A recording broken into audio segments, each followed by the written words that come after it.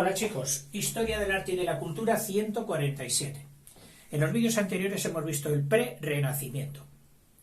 Bueno, pues lo que Italia desencadenó ya desde buen siglo XIII y todo el XIV va llegando a los países colindantes, especialmente a España.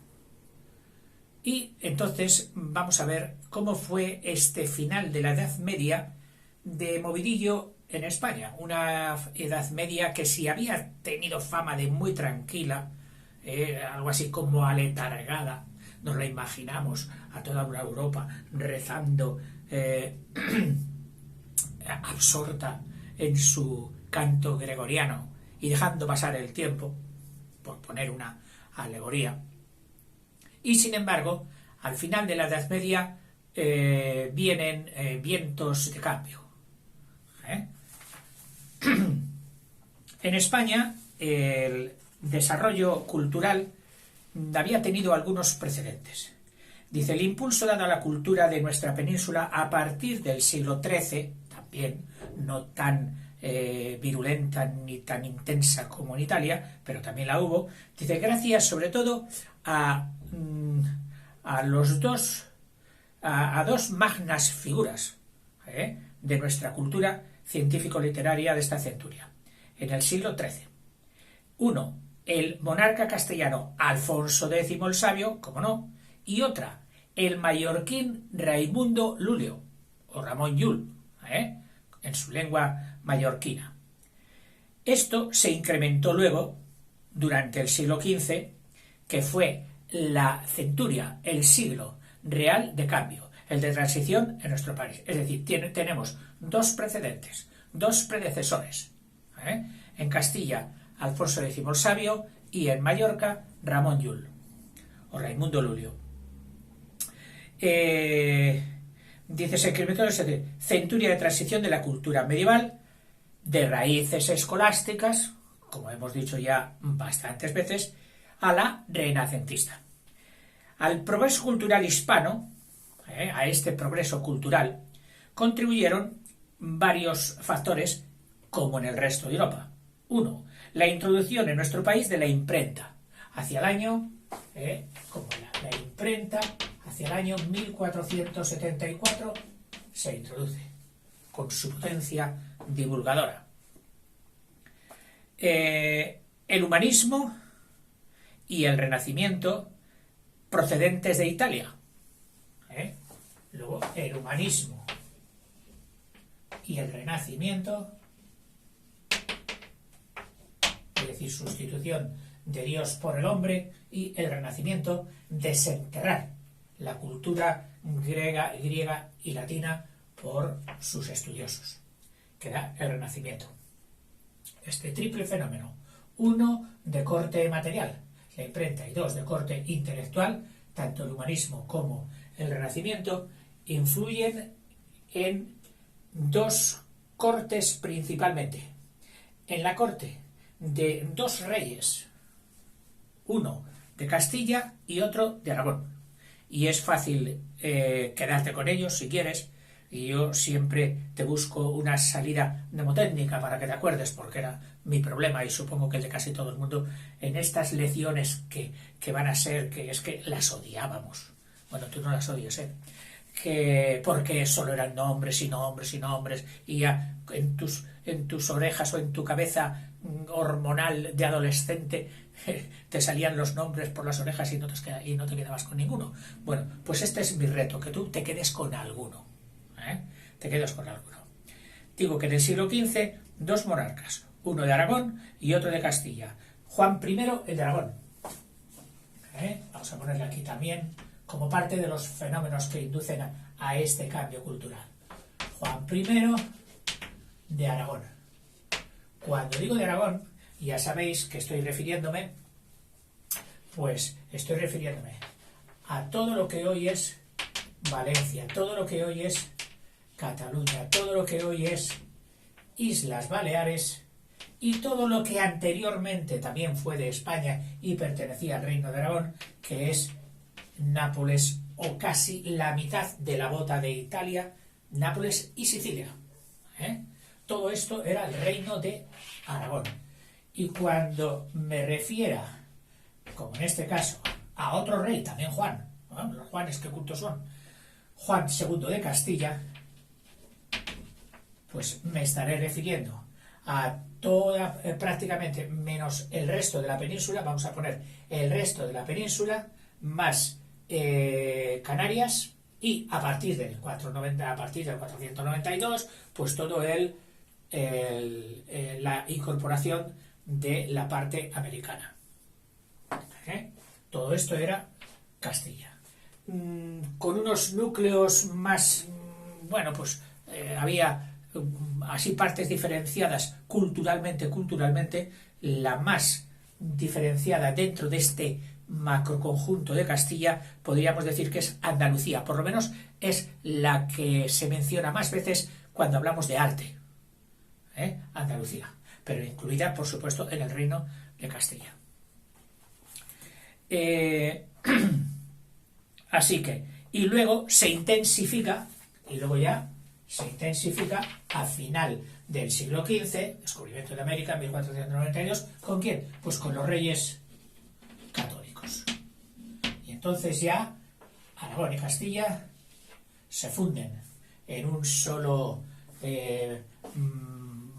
¿cómo era? Monta tanto monta Isabel como Fernando.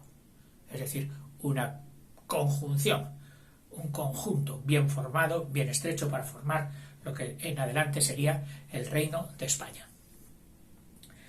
En el aspecto literario, o sea, esto ha sido de forma general, un recorrido desde los precedentes del XIII, con esos dos, con Alfonso X y Ramón Llull, y luego los factores tanto de personal como ideológicos como materiales, la imprenta, el humanismo y el renacimiento venido de Italia, y dos reyes mecenas, el rey Juan I de Aragón y el rey Juan II de Castilla, y por último ya conjuntados a continuación, finales del XV, con los reyes católicos. Ese sería el repasillo.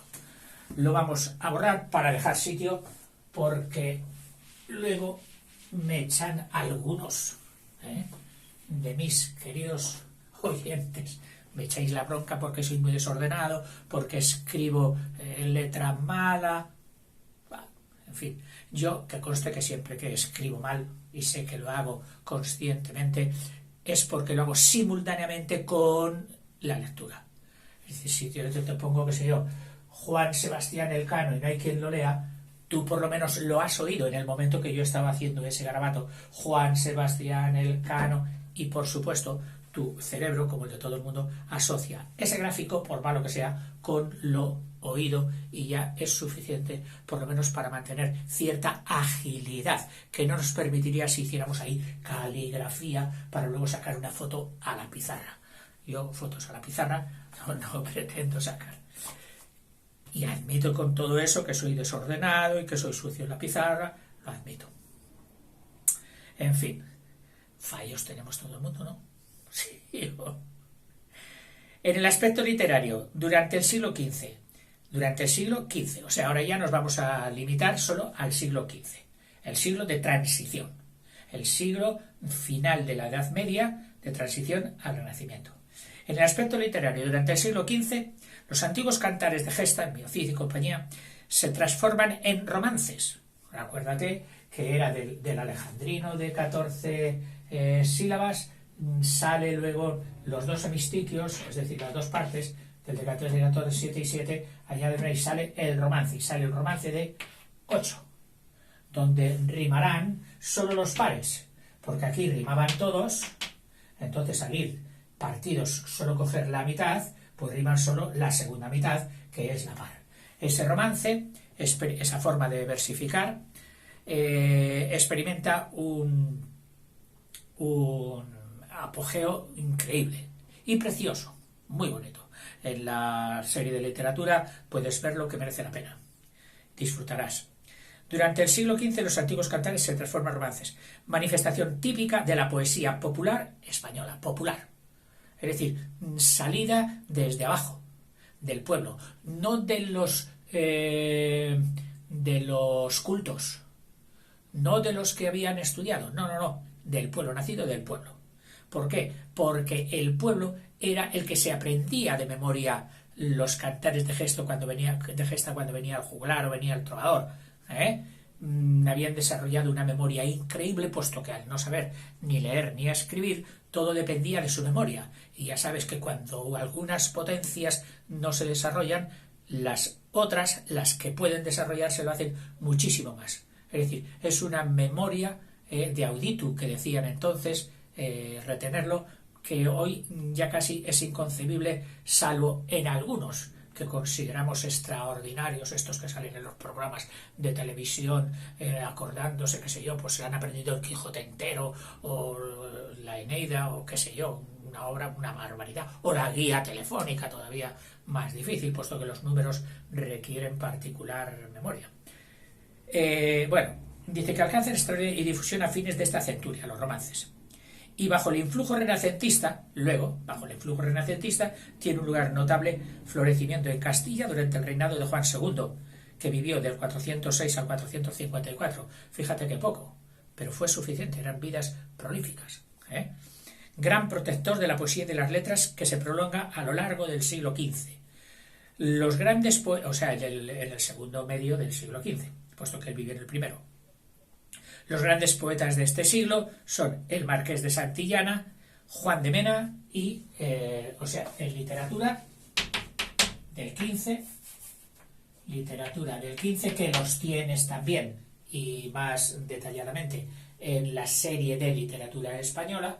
Hemos dicho que durante el reinado de Juan II destacan estos tres literatos dentro del siglo XV, que son el Marqués de Santillana, ¿verdad? Marqués de Santillana,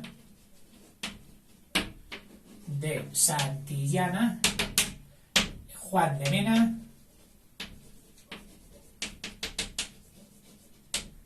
y los hermanos Manrique.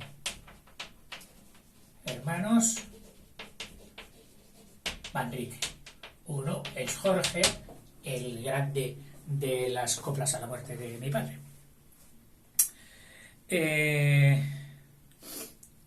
Seguimos. Y luego también en la literatura del Reino de Aragón sobresale ya el renacentista, es decir, ya un poeta renacentista. Valencia está en el este y está más cerca de Italia, y la influencia empezó por ahí. Recordad a Juan Boscán, que era de esta zona, y de Barcelona en concreto, creo, y que al estar más cerca de la llegada de las corrientes y a través de los puertos, a través de los barcos, entraba antes la corriente. Pues tenemos ahí al valenciano Ausiàs March. Al valenciano Ausiàs March. En literatura. En el aspecto científico, bueno, pues algo hay que recalcar. El aspecto científico en la Edad Media fue mínimo, pero algo hubo. Y en España hubo una faceta en la que se sobresalió bastante.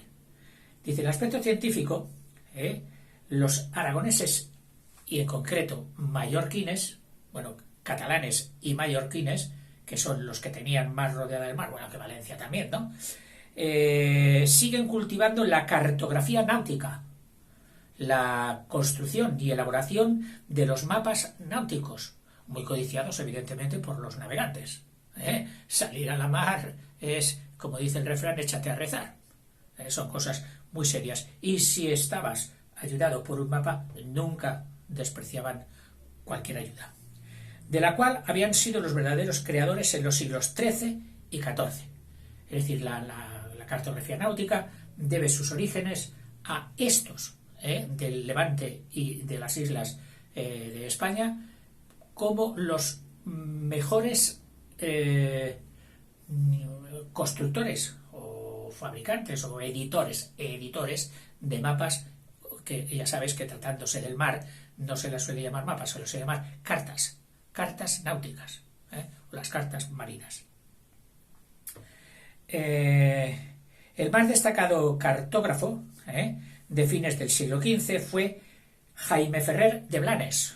Blanes, esta localidad de Gerona, en el Mediterráneo, que vivió del 45 ya hasta el siglo XVI, hasta 1523. Coetáneo, es decir, de la misma edad, y que vivió durante el reinado de los reyes católicos y de Colón, que, por supuesto, estaba interesadísimo en cualquier ayuda que pudiera para llevar adelante su idea de cruzar el Atlántico. Y uno de los matemáticos también, Ferrer de Blanes, y uno de los matemáticos que intervinieron en el famoso reparto del globo por el Tratado de Tordesillas entre hispanos y lusitanos o portugueses. Bueno, pasamos ahora al núcleo central de esta lección, o por lo menos a lo que casi siempre se ha dado más importancia, que es la arquitectura. La arquitectura. Es curioso y bonito que siempre que viajamos, hacemos turismo, etcétera, la catedral de tal, ¿y esa catedral qué es?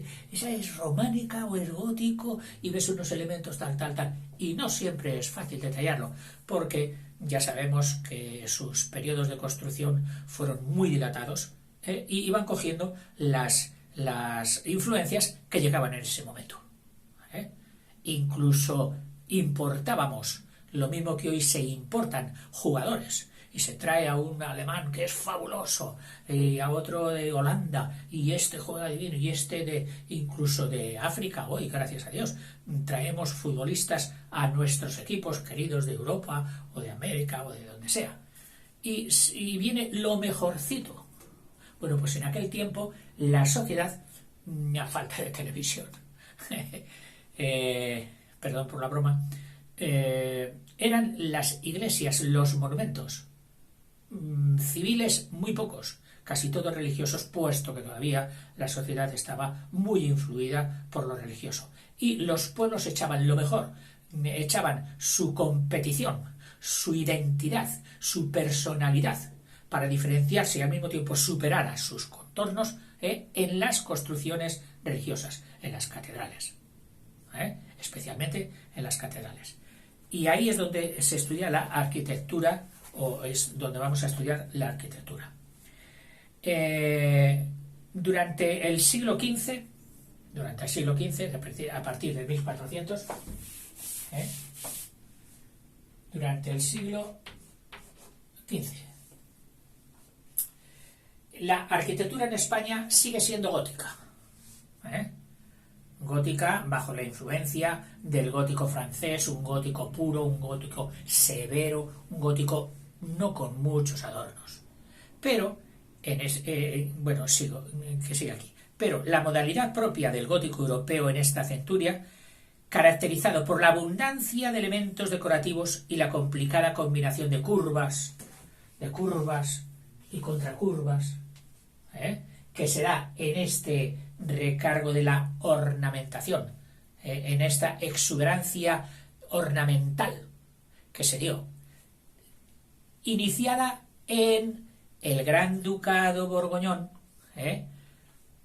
que ya sabes que atravesaba pues prácticamente todo lo que era la izquierda de los Alpes hasta el mar del norte, y desembocaba en tres regiones que podemos diferenciar hoy, que eran Flandes al occidente, en el centro estaba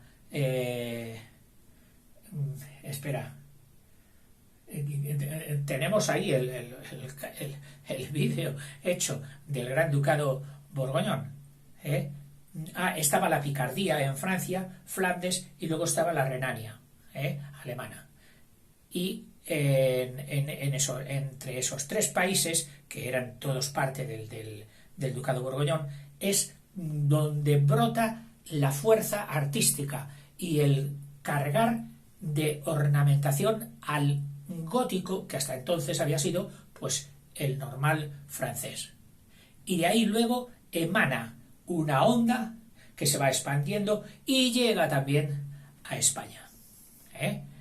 dice, dice durante el siglo XV, la arquitectura de España sigue siendo gótica, pero de la modalidad propia del gótico europeo en esta centuria, caracterizado por la abundancia de elementos decorativos y la complicada combinación de curvas y contracurvas que dibujan entre sí ondulaciones análogas a la de una llama. Y de ahí viene de flama, de llama, viene el llamarse, o el haberlo llamado, gótico flamígero o florido. Es decir, el gótico se carga de ornamentación, de adorno, y es llamado, o da la variedad de gótico flamígero o, es decir, sinónimo, florido. Sí, es gótico, pero tiene mucha cosa, tiene muchos elementos decorativos. Ese es un gótico flamígero o florido, bajo la influencia del norte flamenco borgoñón. Entre los monumentos góticos del siglo XV y de estilo más o menos florido están la grandiosa Catedral de Sevilla.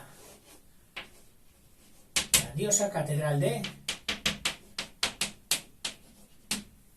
Sevilla, que experimenta con el descubrimiento de América y que los barcos entraban hasta allí, un auge, una riqueza, etc.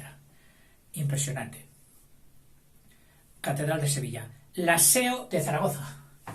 En Aragón las catedrales no se llamaban catedrales, se llamaban SEO, que viene de la antigua palabra sede, o asiento. Asiento del obispo era la SEO. Y la cátedra también significaba silla. O sea que eso todo se aludía a que es el sitio donde el obispo se sienta. Y entonces se llama la catedral. De hecho, ya sabes que una catedral no viene determinada por su magnificencia y su grandeza respecto a los demás templos. No. Solamente por un aspecto puramente habitacional. Es la sede, es decir, es la parroquia, la iglesia del obispo. Y si el obispo quiere dejar esa gran sede, a la que hoy llamamos catedral, e irse a una ermitica, a una iglesia pequeñita dentro de la ciudad o donde quiera él, pues automáticamente esa minúscula construcción religiosa se convierte en catedral. Técnicamente es así. Sigo. Entre los monumentos la Catedral de Sevilla, la SEO de Zaragoza y otras dos catedrales de Oviedo y Huesca. De Oviedo, SEO de Zaragoza, la SEO de Oviedo, perdón, la SEO ya no, la Catedral de Oviedo, muy especial, es como un mono. Mono me refiero a de un tronco que se eleva en una torre, muy curiosa porque casi todas las catedrales tienden a la paridad, a dos. Pues la de Oviedo da la sensación de que es una sola. Catedral de Oviedo y la Catedral de Huesca. Catedral, por ser Aragón, posiblemente también la llamasen SEO, de Huesca. O sea, estas dentro del gótico florido, del gótico ya influenciado por las corrientes que venían del norte. Y entre los edificios, esto sería entre los edificios religiosos, la cruz. Y entre los edificios civiles, pues era donde se reunían la gente más importante de una ciudad o de una región. En concreto, pues era la sede de la Diputación, en este caso la de Barcelona, Diputación de Barcelona, de gótico flamígero, y dos lonjas, o sedes de los mercaderes, de los que tenían más pasta entonces, que son muy bonitas, preciosas, dos ejemplares del gótico civil, que son dignas de tener en cuenta casi tanto por ser muy bonitas como por ser únicas, que son la lonja de Palma de Mallorca, por supuesto, y la lonja de Valencia,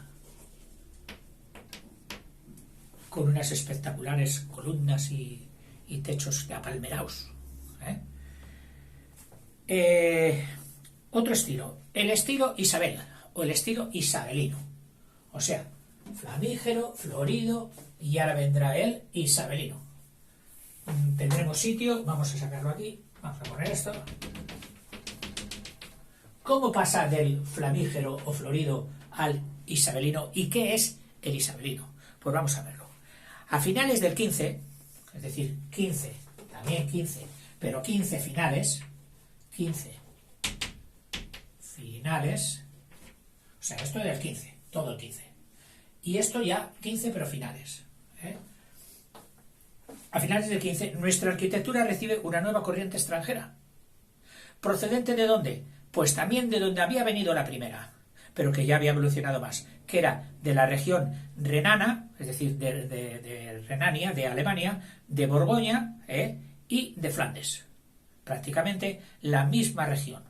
O sea, una región inquieta, una región que evolucionaba, cambiaba, caracterizada por una gran exuberancia ornamental de la que es típico ejemplo la cartuja de Miraflores. Vamos a verlo ya. O sea, esto sería ya el isabelino, que vendrá de la reina Isabel. Isabelino, es decir, que se dio especialmente durante el reinado de la reina Isabel. Aunque te voy a decir, la verdad, que es un dato que no lo he confrontado. O sea, yo me lo he imaginado y te lo digo, pero te lo digo con esa salvedad. Si resulta que Isabelino viene por otra Isabel que no sea la reina católica, por favor, ponme un comentario pegándome media bronca, por haberme lanzado a la piscina sin tenerlo asegurado.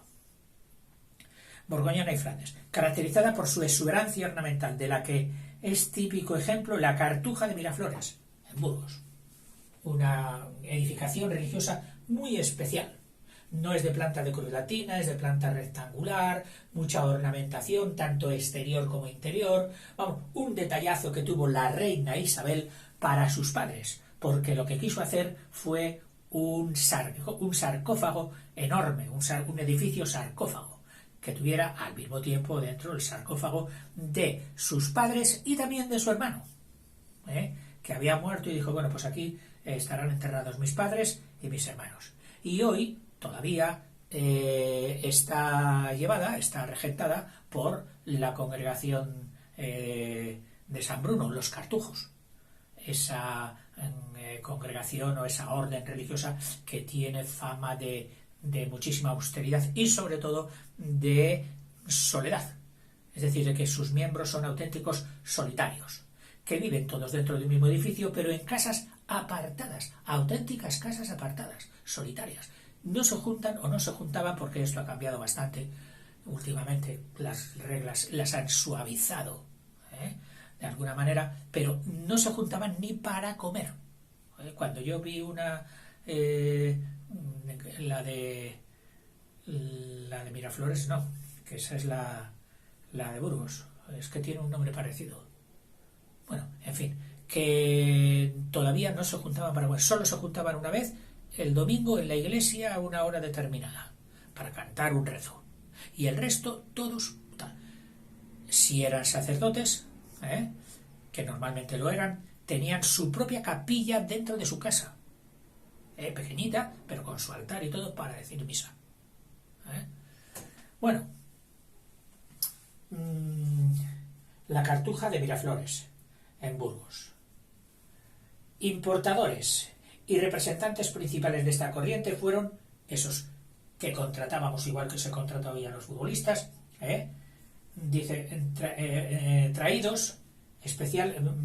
importadores y representantes de esta corriente fueron los artistas que desde aquellas regiones, Renania, Borgoña, etcétera, vinieron a trabajar a España, reclamados por una paga generosa.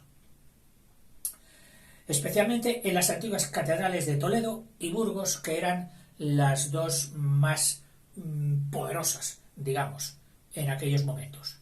Es decir, estas dos ciudades, Toledo y Burgos, contrataban a gente venida de fuera para embellecer todavía más su catedral, hasta dejarla pues prácticamente tal como la conocemos. Siguieron contratando luego, porque meterse en una de esas catedrales es meterse en un mundo de arte tanto exterior como interior. Pero bueno, en aquel tiempo se les dio un gran empujón, sobre todo a los aspectos decorativos de la catedral. A los aspectos decorativos, lo que era la planta, lo que eran las paredes principales, etcétera, eso no. pero lo que fuera a adornar todo ello, sí, a base de todos estos que vinieron de fuera.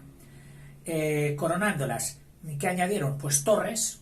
Aquí vamos a hacer una torre, y una torre con aguja, y cresterías. Las cresterías son los remates de las fachadas, una fachada lateral, que normalmente pues habrían de caer las tejas y las gotas, no, pues se hace aquí una crestería, es decir, una serie de adornos que es lo que se ve desde fuera.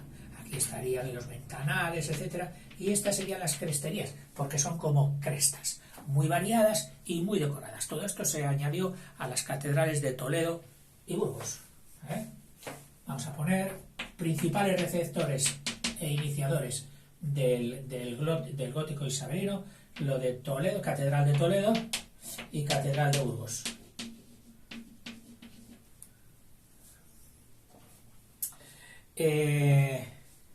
Coronándolas de torres, agujas, cresterías y cubriendo sus paredes, interiormente y exteriormente también, de profusa, es decir, abigarrada, muchísimo, muy enredada, profusa y afiligranada, es decir, con detallanes, con filigranas, de decoración. Entre ellos, Juan de Colonia, entre ellos, Juan de Colonia. O sea, Juan era su nombre. ¿Y dónde es ese de Colonia? Pues Juan de Colonia. Y se quedaba prácticamente como si fuera su apellido. Que es el que hizo las flechas de la Catedral de Burgos.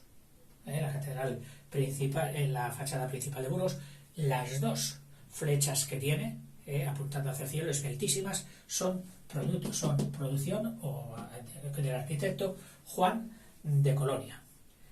Y luego otros que trabajaron ya tanto en una como en otra, y te voy a poner aquí sus nombres, es decir, estos son los futbolistas, los cracks de aquella época. Juan de Colonia, vamos a poner por encima y por debajo otros acompañantes de aquella liga tan competitiva como la de hoy, pero compitiendo en belleza arquitectónica. Juan Guas,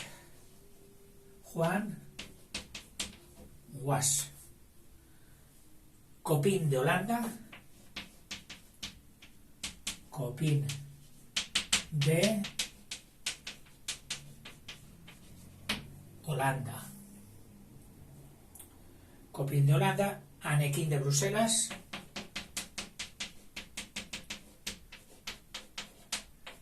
Anequín de Bruselas. Ya sé que te estarás echando las manos en la cabeza si te propones memorizar algunos para el examen, los de la primera división, importados.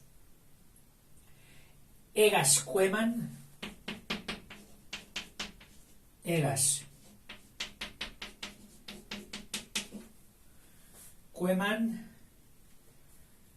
Lorenzo Mercadante,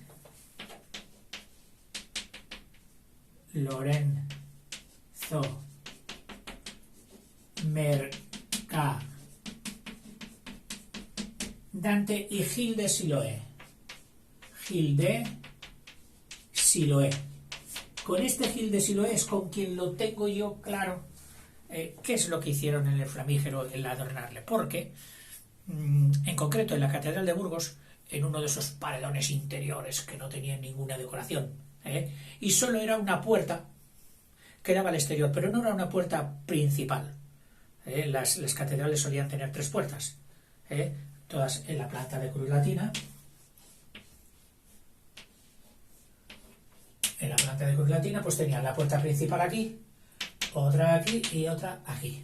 Pues en concreto, en la de Burgos, en esta era una puerta que sí que por fuera ya tenía el abocinado, las arquivoltas con los santos, etc. Muy bonita. Pero, y luego estaba a nivel de calle, estaba alta, el nivel de calle estaba más alto, y había unas escaleras de poca monta para bajar a lo que era el suelo de la catedral. Y se daba la circunstancia de que por allí el mercado se daba aquí, el mercado de productos. Y los artesanos y la gente que venía con sus pollos o sus mercados, pues ni cortos ni perezosos para cruzar a la otra parte, se metían por aquí y cruzaban. Entonces las autoridades religiosas dijeron, eso se tiene que acabar, pero bueno, ¿qué vamos a hacer? ¿Vamos a poner un tapón en la puerta? No, no puede ser. Bueno, pues oye, hay un arquitecto famoso, un tal de Gil de Siloé, que le vamos a encargar un diseño de una puerta con escalinata para bajarla a la altura de la calle, a la altura de la catedral, y aquí está una famosa escalera que todo el mundo dice, la escalera de Gil de Siloé, y está cegada, es decir, no sirve para pasar, no sirve para pasar, por lo menos es lo que a mí me dijeron, y es profusamente decorativa, profusamente decorativa. Por cierto, que a la izquierda de esa puerta, mirando para arriba a la izquierda, veríais el famoso papamoscas, un muñeco supongo que de cartón piedra, pero viejísimo, que cuando, con un tirador en la mano, una cuerda, que cuando da las campanadas el reloj de la catedral, él hace así, clan, y al mismo tiempo que baja la mano, abre la boca. El muñeco. Y le llaman el papamoscas, que es de lo más... Los niños que íbamos o nos hacían visitar la catedral de la mano, como quien dice, de nuestros maestros, y no teníamos más interés ni por Juan de Colonia, ni por el otro, que pobrecicos maestros, por uno nos entraba y por otro salía, porque nosotros íbamos pendientes más bien de todas las tonterías a nuestra edad. Pues la única tontería sí que hacía intersección con algo importante era ver el papamoscas. Y cuando volvíamos al pueblo todos nos preguntaban, ¿has visto el papamoscas? Sí, sí que lo hemos visto. Y había que esperar a que diera las horas del reloj para verle abrir la boca. En fin.